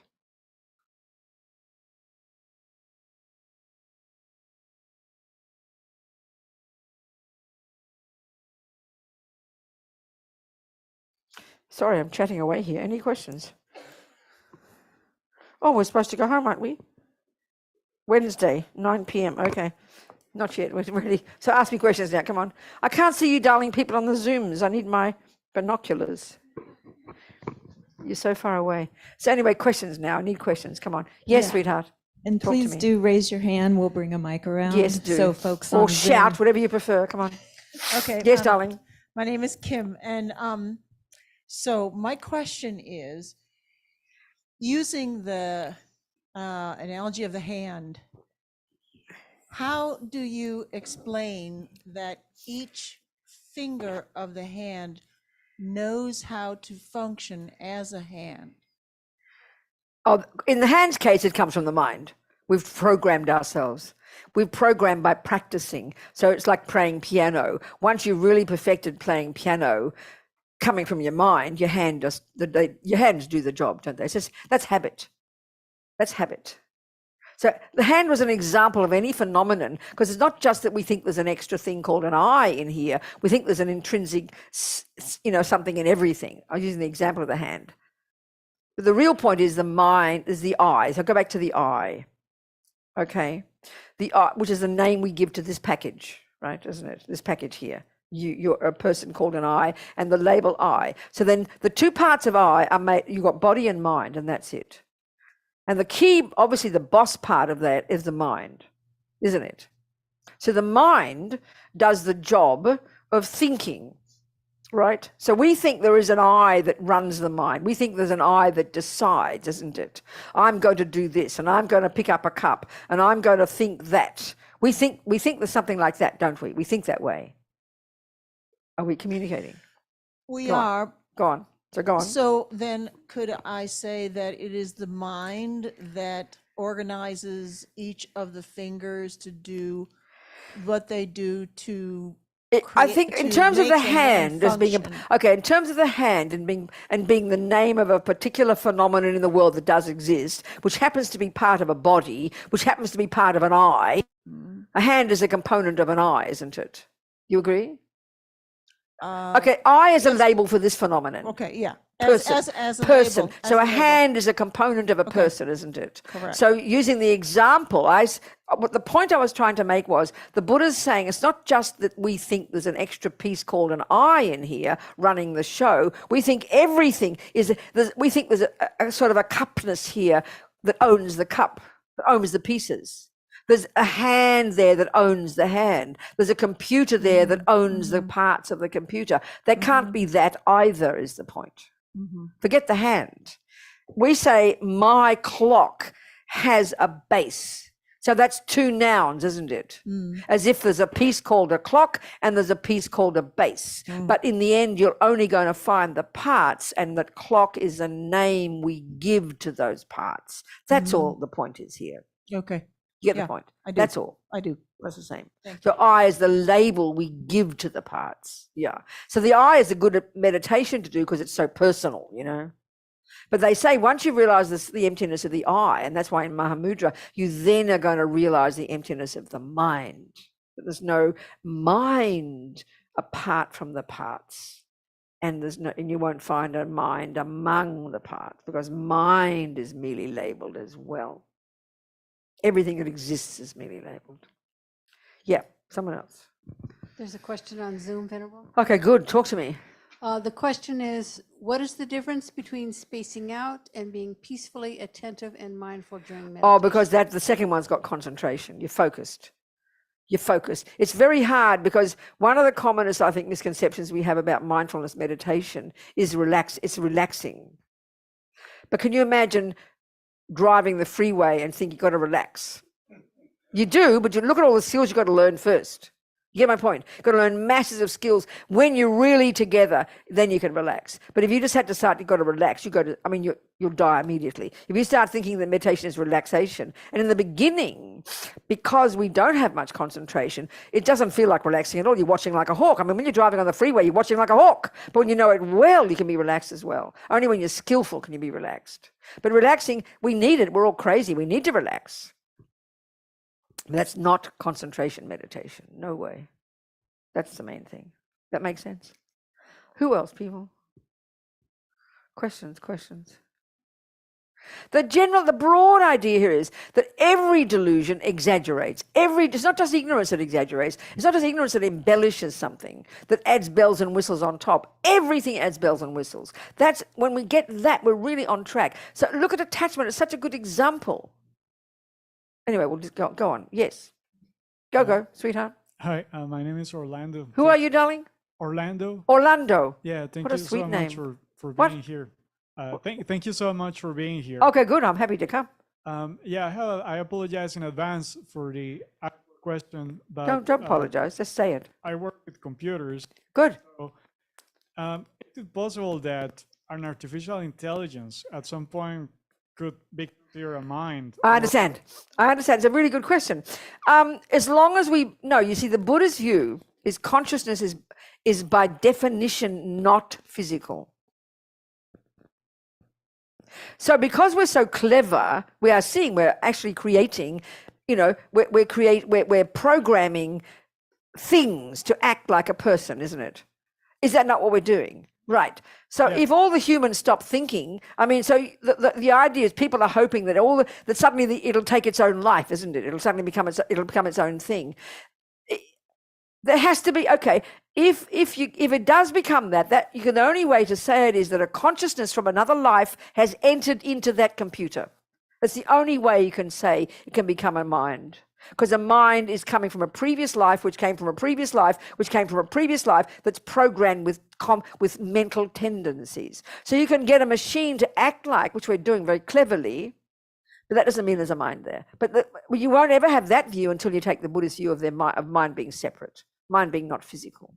So I wonder if one day we are creating the cause for minds to conjoin with a piece of metal or a piece of computer stuff and become a being. I mean, maybe it's possible. But on the other hand, I'm not sure, because the subtler level of mind in the Vajrayana model, they talk about the subtle wind energies and everything. And there have to be, that means there have to be the subtle winds in that computer.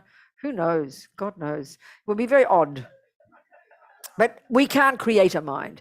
We as humans, no matter how clever we are, how good at programming, we can never create a mind. Minds come from themselves. Can you hear those words, Orlando? Yeah, That's the Buddha's view. Thank you so much. Okay, good. Yeah, go on, people.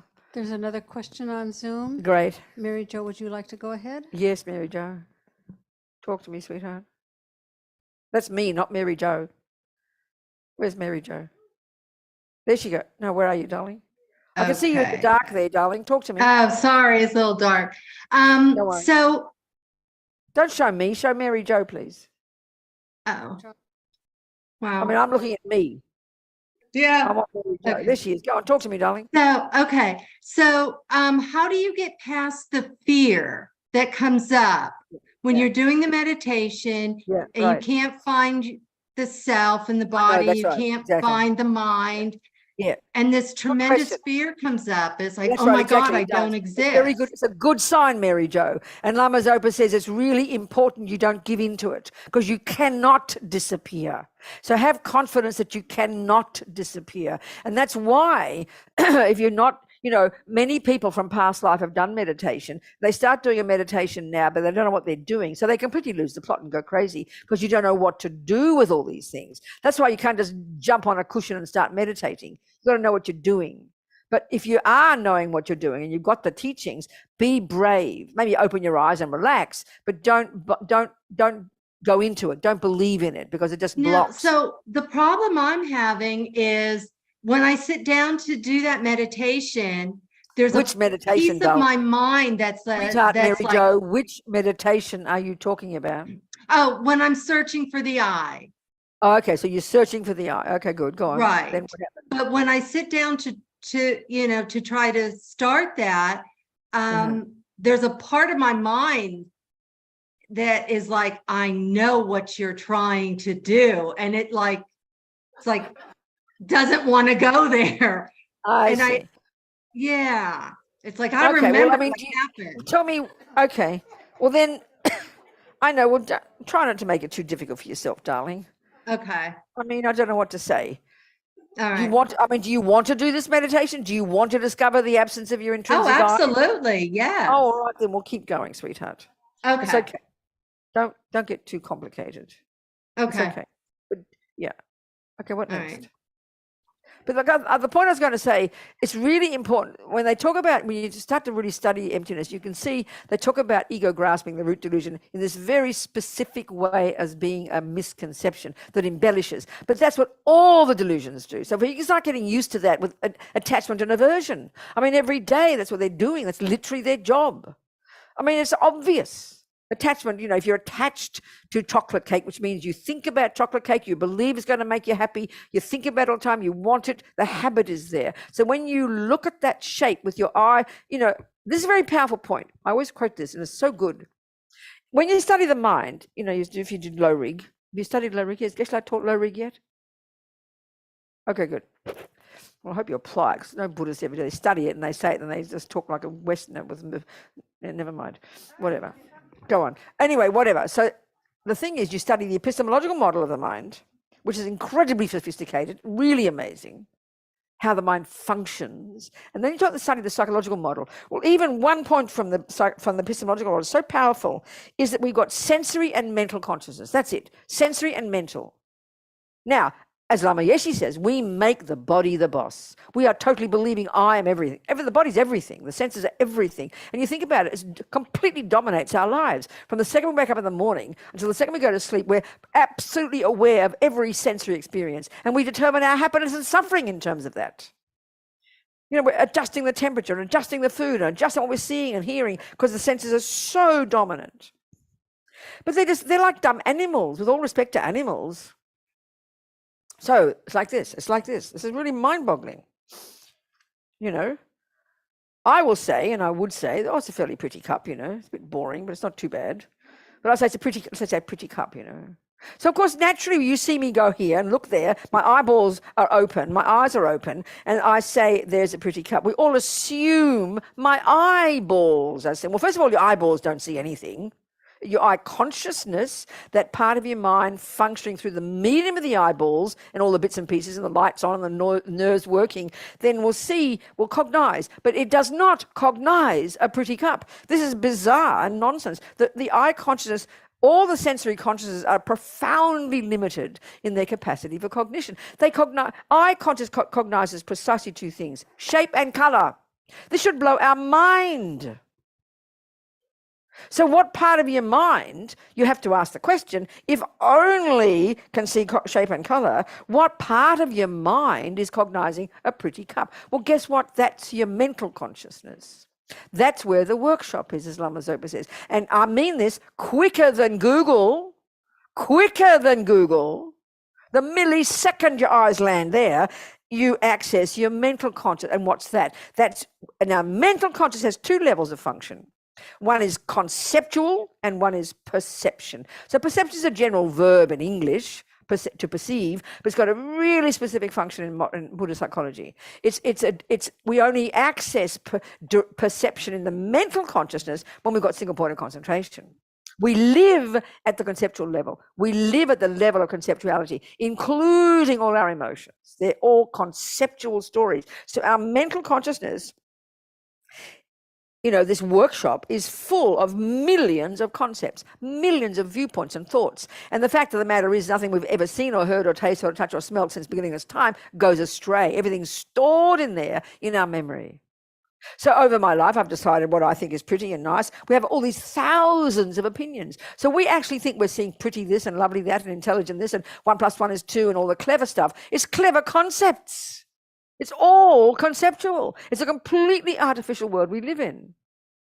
So it's an opinion about that shape and color. So the whole world we're seeing like that. We're living in these opinions about everything. We have opinions all the time. And now this is the point. In the mental conscious, they are all conceptual stories. Now, then Buddha's telling us there are some that are valid and there are some that are ridiculous. They're the delusions. So you could even argue, if there's you could even argue there are certain rules of determining what's considered a pretty cup, and it could be the best. You could even argue that. So you could say it's a valid concept, but it's still a story. Even being a cup is a story we've made up. But we can argue that's a valid concept because we've agreed on the definition, remember? So we can agree so 1 + 1 is 2. You see, people often say, who knows what reality is? Who decides? It's a really good question. If you're a Christian, God decides. He's the boss. And you agree. I'm not being rude. But here, honey child, it's conventional reality. So we know what a cup is. We agree it's a concept. It's a concept. Flat bottom, base, container, the tea. It fits the definition. That's a valid concept. It's a concept, though. But it's a valid concept. So at least get your concepts valid first. But it's still a concept that we have created. And the whole universe is like that, Buddha says. The whole universe is like that. So just saying that. So delusion, let's get rid of the delusions first. Already be happy. So attachment is a conceptual state of mind that over-exaggerates the deliciousness of the cake. And so because it's such a habit, when your eyes land on that cake, there's no space, there's not a millisecond. Already it is appearing to you as delicious and divine, vibrating deliciousness, just begging you to eat it. That's how it appears to us, isn't it? Because of eons of habit. We don't question for 1 millisecond. And so where's all that coming from? The emotional eye, the hungry, poor, hungry, pathetic, little self-pity little me who feels I'm not enough, dissatisfied, and so then dump all that neediness onto the cake. And there's no control. The hand goes out and shoves it in the mouth. Not this hole, not that one. Where's the cake go? We don't forget this hole. Programmed. And then expecting happiness to come. And then all the disappointment because it's like the $50 is $500, Yes. Yes, at the back. A hand is up. Who belongs the hand? It's Don. Yes, Don. What do you want to say? You're going to argue with me, Don? My name is Don. He's Don. Go on, Don. Merely labeled Don. All right. This is something I've been grappling with for eons now, I guess. But it's Don, a bit closer or something. I can't quite hear you, darling. Yeah. And I'm also deaf. I'm 20% deaf in this. I'm trying to find some decent hearing aids. You can get generic ones now. They're very good. What? You can save a lot of money. I don't know what he's saying. Don, you really got to speak more carefully. Okay. I'm deaf. The object of refutation. Yep. When, it's how do we know when we're looking for this independent, inherently existent sense of I or an object, that we see out there that we perceive as real or whatever? How do we know when we have actually grasped mentally the object of refutation, the thing that doesn't exist? How do we know that? Is it something visceral? You have to. this is why it's hard, because when it says first identify the object to be refuted or negated, we have to be crystal clear what it means. And that, as Lama points out there, what that means is it has to be the I that appears to exist without depending upon anything else. So keep simple just with attachment, Don. The object to be I'm not even talking emptiness, which is way more subtle, but even just attachment. When you know the way cake appears to you when you've got attachment in your mind, then you know it's not coming from the cake. That even would be an example. You have to be able to articulate that. So with the I, it's got to be super clear in your mind. You've got to recognize, you've got to know in your mind. And then as soon as you've recognized accurately that the object to be refuted is an I that appears independent of the mind and everything else, that second you'll realize the emptiness of it. So actually the first point is the main one. See, ordinary example. If I say to you, please, oh, Don, I've left my iPad with all those devices in the lounge room. There's 420 devices on the table, right? Or 20 devices, it doesn't matter. But you're too embarrassed to admit you don't know what my iPad looks like. You could look at those 40 devices for 1,000,000 years and you would never know whether or not my device is there. So until you know exactly what my device looks like, you will never find either the device or the absence of it. But the second you know that my iPad's got red words on it, you'll recognize instantly there's either an iPad, then you'll give it to me, or you'll recognize the absence of the iPad. As a simple example. You have to know exactly what you think it looks like, which is independent. It will be something that doesn't depend upon. It's something that doesn't depend upon. Finally, the mind labeling it that. That's the meaning of independence, inherent. So you have to know that, and that's the part that takes time. That's the part that takes time. Are we communicating? Okay. Because as Lama says, the second you clearly know, that second, you'll see the emptiness of it. The second you know, and that's an iPad exists, so it's an easy example, but it's a good example. Once you know what my iPad looks like, you'll see very quickly whether it's there or not. It's the thief example. They always talk about the thief. Lamas use the example of the thief in the house. Once you know what the thief looks like, you'll be able to determine exactly there's either two options. There's a thief and you kick him out, or there's your absence of thief. But you can never know the absence. You'll never know the absence of my iPad until you know what my iPad looks like. So the eye is more subtle because it doesn't exist, but it appears to us. That's why we believe in it for so long.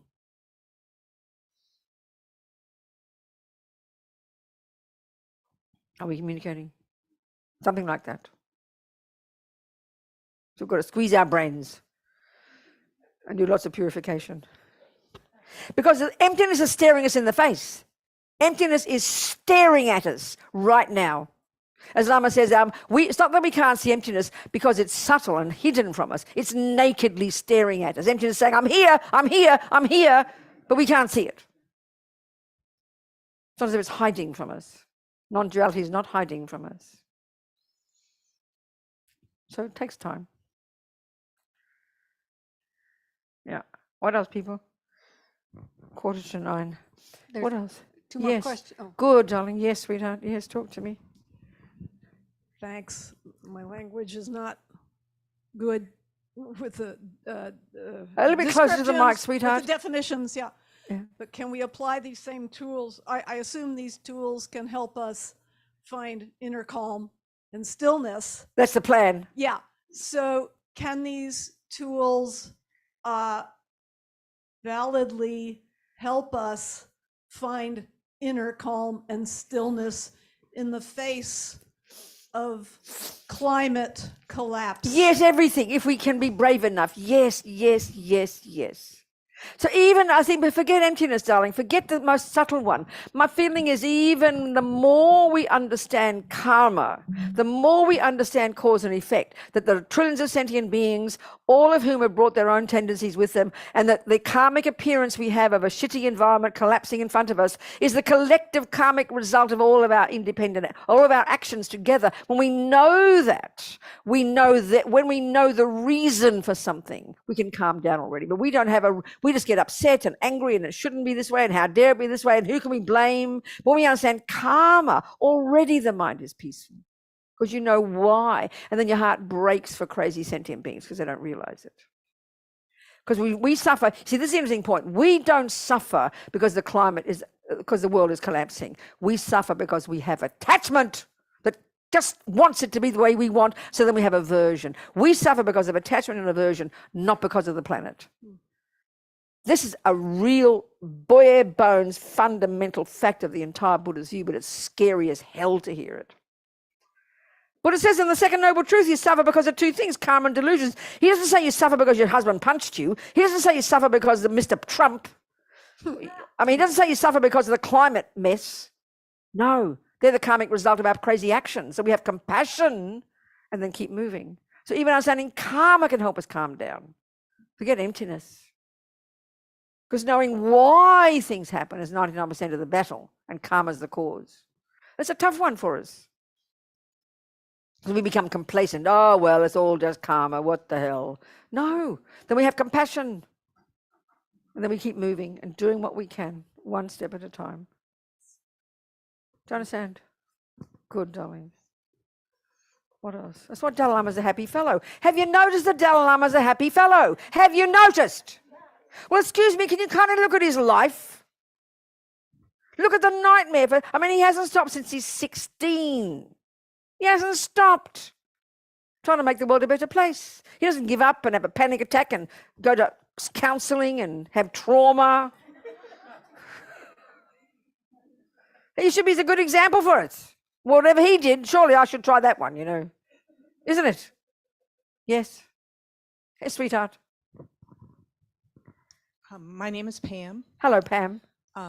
When you use the term emptiness, would that also be the same as the term higher self or all that is in other paths? That's a good point, darling. Not quite, but put it this way. Once you've realized these misconceptions in our mind, the layers upon layers upon layers that have been projecting nonsense, once we've realized there's no intrinsic this and that, then you've discovered your higher self. You've become who you really are. As Lama says in the subheading of the book, you discover who your true nature, because you removed all the junk from the mind. And now you are an enlightened being whose mind pervades the universe, who knows everything and sees others and has infinite compassion.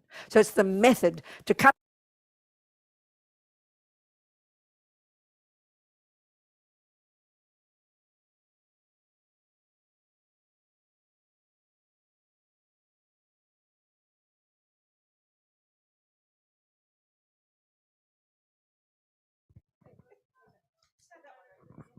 See what I'm saying? It's a way of saying it. Then that's a method of becoming your true nature. You get rid of all the layers of nonsense and misprojections and illusions and rubbish and fears and drama, see reality, and you become your true nature then. That's the method. It's a way to say it. Yeah. Thank you, sweetheart. Thank you, Pam. What else, people? Good. Yeah.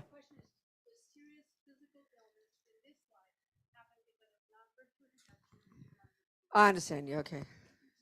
Well, see, the broad point, the big picture, Buddhism, the view of karma, these Indians already, genius Indians, well before that had seen all this view, that every sentient being's thoughts and actions and body and speech program that mind, and then we live out that programming later. What you do now produces who you become in the future. It's hardly rocket science. That's the view of karma.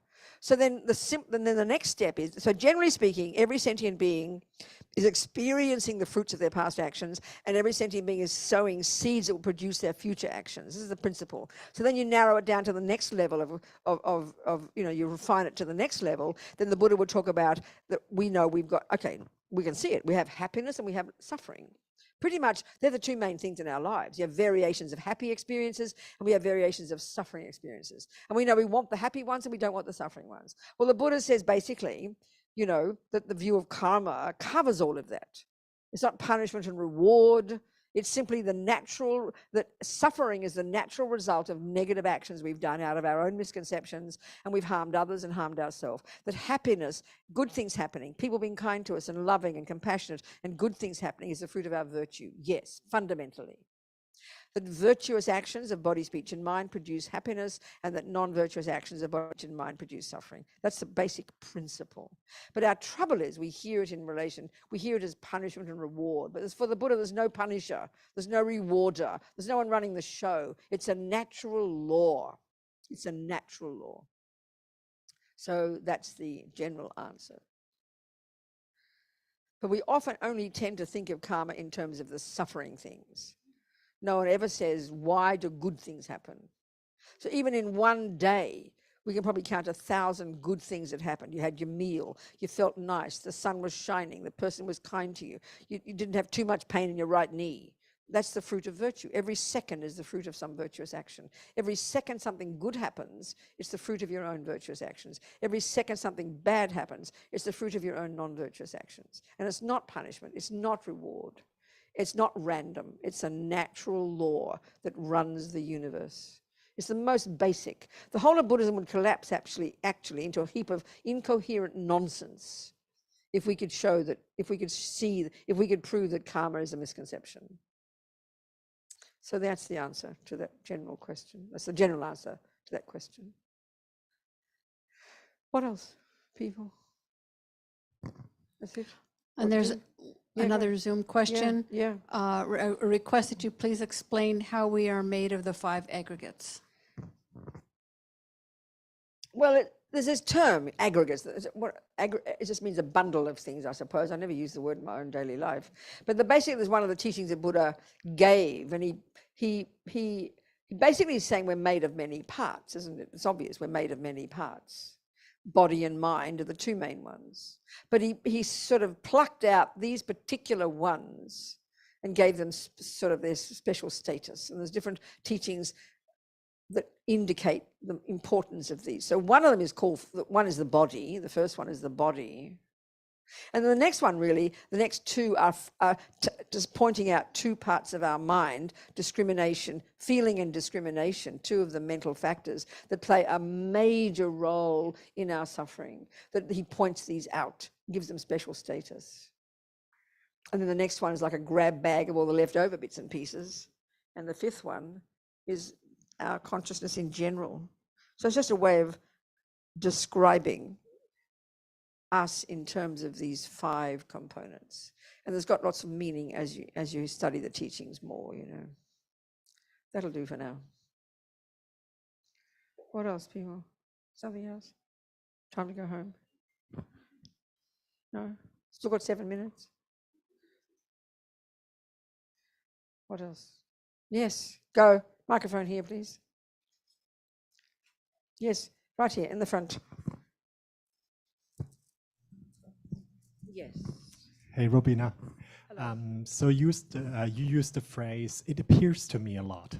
Is it what? The phrase, things appear to us. Yes, yes. So would you suggest to use things appear to me for myself in my daily practice? Like when I'm at work, things appear to me. That gives me some space. Absolutely, it does. That's the point. That's exactly right. It's exactly right. And that's the way, what we feel now is, if if I'm getting angry, then, and then the red light is there when I get angry.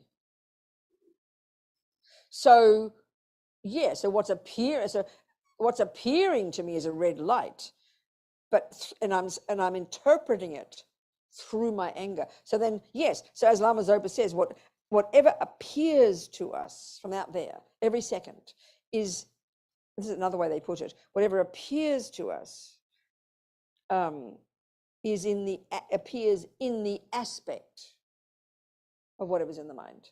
So to remember that dynamic, instead of just look at the ugly red light or look at the pretty cup. We think and that's the point, we think the pretty cup is in the cup. ugly red lights in the red light, That's right. The delicious cake is there, but it appears that way, and that means, and implying what's happening in my mind, because that's the point to see. What is arising in my mind? That's the job. Yes, exactly. Very good practice. Thanks. Or as Amazoba says, stop believing in our karmic appearances. Because everything appears to us. This is the point. Everything is about the universe. Everything appears to us as two things. Everything appears to us in terms of the karma we created, that we even meet it in the first place. And then secondly, it appears to us in terms of what's in the mind now. They're the two main things. That's the point. But when good things happen, when, something appears sweet and someone's kind and there's pleasant sound, don't just grasp at it. Oh, aren't I lucky, But this is a fruit of your past virtue, every second. We only tend to label the negative ones and just grasp at the good things as if somehow we deserve them. But every moment of anything pleasing is your karmic appearance of past virtue. Every moment that's unhappy, past on virtue. It's very good to own it. In other words, to own it. Exactly. That's the practice. That's why eventually they say when we start to realize emptiness, as Lama Zopa says, everything is like an illusion. Things aren't an illusion, they're like an illusion. Like an illusion, It's a more relaxing way of putting it. It's more sweet, more kind of spacious, helps the mind be more spacious. Or they say, things are empty of any intrinsic nature. But so your cup, you will not find one atom of cupness there, ultimately. But conventionally, it still holds your tea. These two don't contradict, So an emptiness doesn't contradict reality. That's the key point. And it's shown very strongly in the Heart Sutra. We'll just talk about this tomorrow. We'll go into the Heart Sutra tomorrow. That'll do. That do? Donna? Okay, people? Hope you understood I am going deaf at too. I'm looking into all these new earphones, not earphones, what do you call? I looked at Eargo. Have you heard of Eargo? They're very tiny. You can't even see them. I thought that sounds good. Have you heard of Eargo? Oh, tiny ones, they're poking your ear. Who's got earphones here? Who's got earplugs? What do you call it? Hearing aids. Who's got hearing aids? Lots of people. Oh, one person. You got hearing aids. The fancy ones, $7,000 ones? Yeah, well, through the VA. Oh, you get them because you get them because they're cheap. Are they good ones? They're expensive, but they're good? Because they just copay as well. Oh, well done. No, I don't have any insurance. I never got any. What? Join the army. Maybe you can marry me or something. You adopt me as your mother. Can you adopt mothers? Then I can get your VA insurance. You can adopt me as your mother. Can you adopt mothers? Yeah, I'll set you up. Okay. Okay. All right, people. Cheers. We think anything that's been meaningful tonight, even 1% of it, that's great. Try and apply it. Do the best. Even whatever we've heard. And then we just delight that we're talking about the meaning of reality in order to stop our suffering, in order to help others. How marvelous. And may that happen, just as we motivated, may that happen. And may compassion grow and grow in the hearts of all. Jangchob, Semchog, Rinpoche, Makye Panam, Keguchi, Kepanyampa, Mepa Yang, Gongne, Gondu, Paba Shog. And let's just say the swift prayer return from Lama Zopa Rinpoche. Shall we do that? Have you got that one? Let's do do His Holiness Dalai Lama's prayer. So Lama Zopa Rinpoche, our teacher, our Lama, who died recently. Because, His Holiness Dalai Lama's written this lovely prayer to request him to come back soon, please, because we need him. So we got it there? But only I can see the prayer on the screen, nobody else. Well, you have to read it. I'll read it out. Okay, I'll read it out. Peerless teacher and assembly of the children of the victorious ones, Shravakas and Pratyeka Buddhas, victorious Lozang, father and mother, along with the lineage masters, all the objects of refuge of infinite lands, please bestow the virtue and goodness of accomplishing this prayer here and now. Holding and spreading the Muni's precious and complete teaching through explanation and practice, you wore the armor of patience that is never discouraged. Incomparable, venerable Guru, to you I make request. While striving single-pointedly for the sake of the victorious one's teachings, the sole gateway through which all benefit and happiness emerge, and for mother living beings, you suddenly departed to peace. Such a great loss. Nevertheless, through the undeceiving truth of the blessings of the ocean, of the three jewels and the great waves of bodhicitta, of the children of the victorious ones, may the smile of a reincarnation swiftly beam in glory for fortunate disciples. Okay. Well, as long as we don't die, I'll see you tomorrow. When you die with a happy mind. Don't get fear, okay? Just relax. Like Lama Zopa.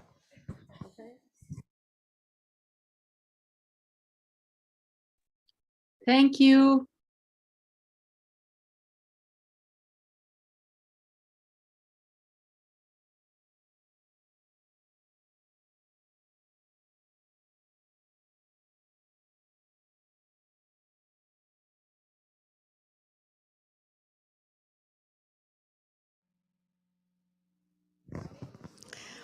Thank you, everyone on Zoom. We'll see you tomorrow evening. Thank you. Good night. Thank you. Thank you.